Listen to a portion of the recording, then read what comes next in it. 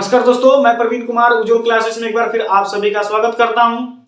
तो दोस्तों आज हम लोग पढ़ने वाले हैं इस वीडियो में बहुत ही महत्वपूर्ण टॉपिक जो क्लास 12th के लिए है, और टॉपिक का नाम है क्रिस्टलीय ठोस और अक्रिस्टलीय ठोस में क्या अंतर है। ठीक है, तो यदि आप इस चैप्टर का पहला वीडियो नहीं देखे हैं तो इस वीडियो के नीचे डिस्क्रिप्शन बॉक्स में जाकर के आप वहां से देख सकते हैं, वहां पे आपको लिंक उसका मिल जाएगा, क्योंकि वहां पे मैंने बता दिया है अक्रिस्टलीय ठोस और क्रिस्टलीय ठोस क्या होता है। तो आज मैं यहाँ पे उन दोनों में अंतर बताने जा रहा हूँ। ठीक है, तो बेहतर आपको तब समझ में आएगा जब आप वहां पे क्रिस्टलीय ठोस और अक्रिस्टलीय ठोस को पढ़ लेंगे। ठीक है, चलिए कोई बात नहीं अगर नहीं पढ़ते हैं तो भी, लेकिन ये टॉपिक आपके लिए बहुत ही महत्वपूर्ण है, ये आपके बोर्ड एग्जाम में श्योर है कि इस बार आने वाला है। ठीक है, तो अब हम डायरेक्ट चलते हैं अपने टॉपिक पे बिना टाइम वेस्ट किए हुए। और यदि आप मेरे चैनल पे नए व्यूअर्स हैं तो सबसे पहले आप मेरे चैनल को सब्सक्राइब कर दीजिए और वीडियो को लाइक कीजिए। देखिए आज का जो टॉपिक है, देखिए यहाँ पे ये बहुत ही महत्वपूर्ण टॉपिक है, और टॉपिक का नाम है क्रिस्टलीय ठोस तथा अक्रिस्टलीय ठोस में अंतर, जिसको इंग्लिश में बोलते हैं difference between crystalline solid and amorphous solid. ठीक ना, देखिए 2022 के बोर्ड एग्जाम के लिए काफी महत्वपूर्ण टॉपिक है, तो आप वीडियो में अंतिम तक बने रहिए। और देखिए आप यहाँ पे पेन कॉपी लेकर के बैठिए और नोट करते जाइए मेरे साथ यहाँ पे, जिससे कि आपको यही भी टॉपिक अच्छे से समझ में आ जाए। ठीक है, तो आइए देखते हैं जो हमारा यहाँ पे पहला जो टॉपिक है, यहाँ पे देखते हैं। पहले हमने इसका क्या किया, दो कॉलम बना दिया है। ठीक है, एक तरफ मैंने लिखा है क्रिस्टलीय ठोस और दूसरी तरफ लिखा है अक्रिस्टलीय ठोस। ठीक है, तो इन दोनों के बीच में क्या अंतर है हम लोग यहाँ पे इस चीज को जानने वाले हैं। ठीक है, तो फिर देखिए यहाँ पे जो पहला यहाँ पे इन दोनों में अंतर है तो उसके डिफिनीशन से ही लिया गया है। ठीक है, तो यहाँ पे आप देख सकते हैं जो यहाँ पे इसका पहला स्टेप है वो क्या है, इसके अवयवी कण व्यवस्थित होते हैं, यानी जो इसके अवयवी कण होते हैं वो क्या होते हैं, व्यवस्थित होते हैं। जो क्रिस्टलीय ठोस होता है उसमें जो उसके अवयवी कण होते हैं वो क्या होते हैं, व्यवस्थित होते हैं। तो मैंने आपको पिछले वाले वीडियो में बता दिया था कि अवयवी कण क्या होते हैं, तो देखिए यहाँ भी मैंने लिख दिया है आयन, परमाणु और अणु, ये तीनों इसके क्या है, अवयवी कण हैं, और ये व्यवस्थित रहते हैं क्रिस्टलीय ठोस में। ठीक है, देखिए दूसरा अब यहाँ पे देखिए जो अक्रिस्टलीय ठोस में है उसमें क्या है, यहाँ पे है कि इसके अवयवी कण व्यवस्थित नहीं होते हैं, यानी जस्ट इसका अपोजिट होता है। ठीक है, यानी इसका विपरीत है कि इसमें बताइएगा आप क्रिस्टलीय ठोस में कि इसके अवयवी कण क्या होते हैं, व्यवस्थित होते हैं, लेकिन अक्रिस्टलीय ठोस में इसका जो अवयवी कण होता है व्यवस्थित नहीं होता है। मीन्स जो इसके आयन होंगे, परमाणु होंगे, अणु होंगे, ये क्या होंगे, एक निश्चित क्रम में व्यवस्थित नहीं होंगे। ठीक है, फिर यहां देखिए क्रिस्टलीय ठोस का दूसरा क्या है, इसके गलनांक निश्चित होते हैं। देखिए बाबू इसमें क्या होता है कि इसके जो गलनांक होते हैं वो क्या होते हैं, निश्चित होते हैं। इसका मतलब एक क्या है, इसका एक निश्चित यहाँ पे गलनांक का यानी तापमान निश्चित है कि इतना तापमान पे क्या हो जाएगा, पिघल जाएगा। ठीक है, लेकिन जो अक्रिस्टलीय ठोस है इसमें देखिए क्या कह रहा है कि इसके गलनांक अनिश्चित होते हैं। यहाँ पे इसके गलनांक अनिश्चित होते हैं, इसका कोई कंफर्म नहीं है कि इतना ही टेम्परेचर पे क्या हो जाएगा, ये गल जाएगा। ठीक है, तो इसलिए इसमें क्या है, इसका भी क्या है, जस्ट अपोजिट है, यानी क्रिस्टलीय ठोस का ये क्या है, अपोजिट है। इसमें क्या है कि इसके जो गलनांक होंगे ये निश्चित नहीं होंगे। ठीक है, ये 100 पे भी हो सकता है, 500 पे भी हो सकता है, 1000 पे भी हो सकता है। ठीक है, फिर आइए देखते हैं अब तीसरा क्या है, इसकी ज्यामिति निश्चित होती है। हमारे देखिए इसमें क्या है, इसका जो ज्यामिति होता है वो निश्चित होता है।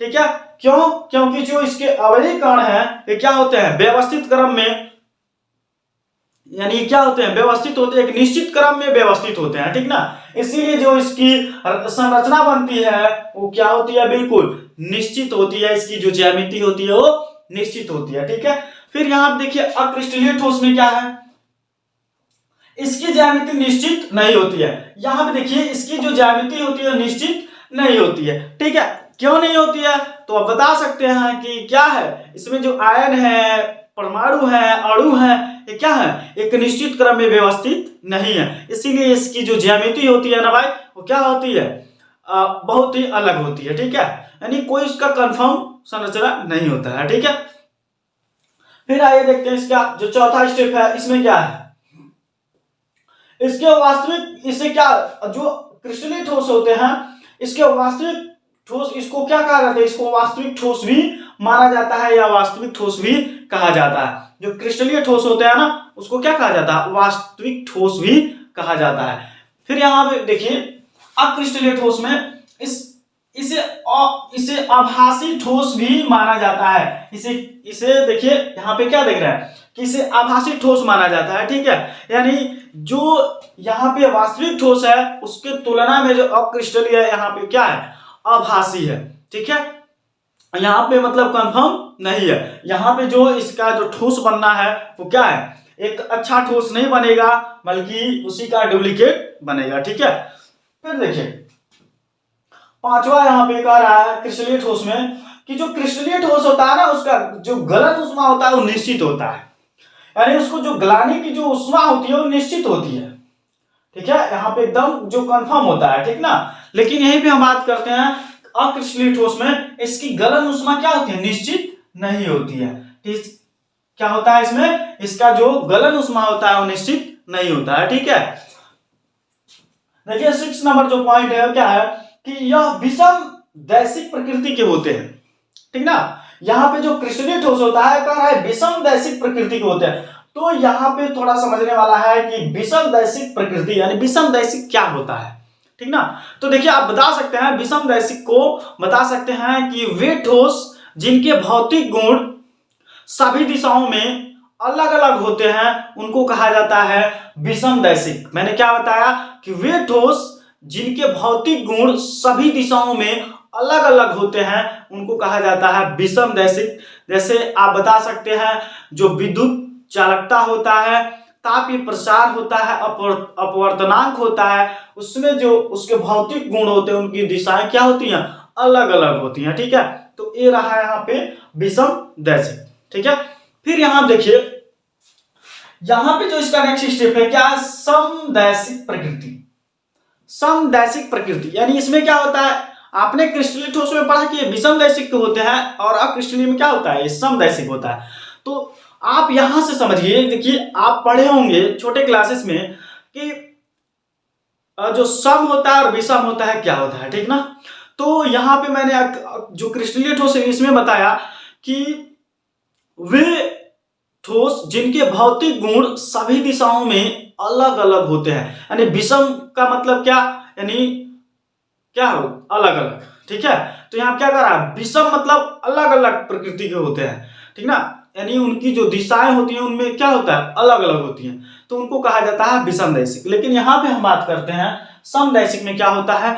तो समदैशिक में आप बताएंगे, देखिए इस टॉपिक को अच्छे से सुनिए।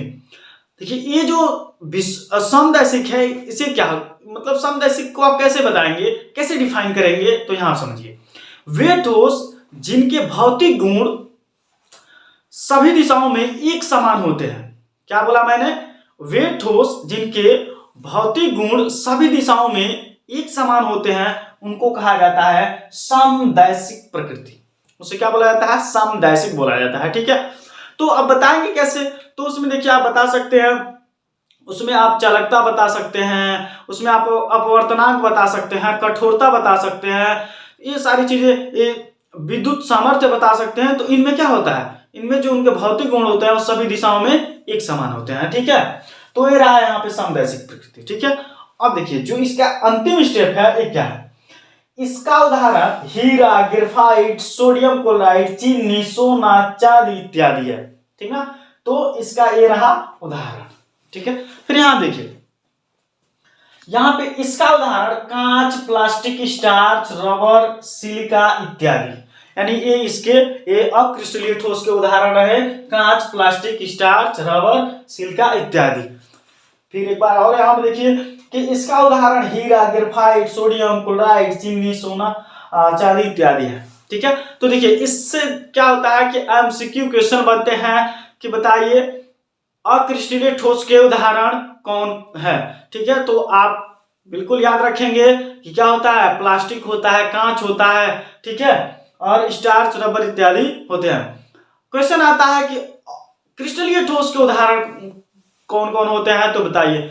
तो क्रिस्टलीय ठोस के उदाहरण में आप बताएंगे कि इसका हीरा, ग्रेफाइट, सोना, चांदी होता है। ठीक है, तो ये रहा difference between crystalline solid and amorphous solid. ठीक है, तो यहां पे आप पहले इसका स्क्रीनशॉट ले लीजिए। ठीक है, तो देखिए जो टॉपिक रहा बहुत ही महत्वपूर्ण है, आप लोग इसको अच्छे से पढ़ लीजिएगा क्योंकि आपके बोर्ड में आना श्योर है। समझिए छप चुका है टॉपिक। ठीक है, तो मैं ऐसा करता हूं कि आज का जो टॉपिक रहा बहुत अच्छे से आपको समझ में आया होगा। और यदि आप मेरे चैनल पे नए व्यूअर्स हैं तो सबसे पहले आप मेरे चैनल को सब्सक्राइब कीजिए और वीडियो को लाइक कीजिए, ज्यादा से ज्यादा शेयर कीजिए और बेल आइकन को दबाना बिल्कुल ना भूलिए, जिससे कि मेरा जो भी नेक्स्ट वीडियो आए उसका नोटिफिकेशन सबसे पहले आपको प्राप्त हो। Thanks for watching video. जय हिंद।